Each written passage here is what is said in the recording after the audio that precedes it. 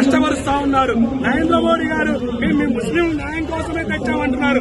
ఇదే నరేంద్ర మోడీ 10 నెలల క్రితం ముస్లింలు అంటే కాంగ్రెస్ పార్టీ కమ్యూనిస్టులు అధికారంలోకి వస్తే ముస్లింల మహిళల్లో 4 గంటలు లాక్కొనేస్తారని ఈ యొక్క నరేంద్ర మోడీ బహిరంగ సభల్లో చెప్పాడు. నిన్న కాక మొన్న మన యోగి ఆదిత్యనాథ్ ముస్లింలు రోడ్డు మీద నమాజ్ చేస్తే వాళ్ళ మీద అఫ్గార్ కట్టండి బహిరంగంగా చెప్పిన ఈ బీజేపీ ముస్లింలకు న్యాయం చేస్తాము, అందుకే వక్ఫ్ బోర్డు తెచ్చామంటే నమ్మడానికి ఇక్కడ ఎవరు లేరు. ఖచ్చితంగా ఒకటే హెచ్చరిస్తా ఉన్నాము, వక్ఫ్ బోర్డు సువర్ణ బిల్లును ఎవరైతే సమర్థించారో వాళ్ళంతా చరిత్రలో ద్రోహులుగా మిగిలిపోతారు. కాబట్టి ఈ యొక్క నిర్ణయాన్ని చంద్రబాబు గారు వెనక్కి తీసుకోవాలి.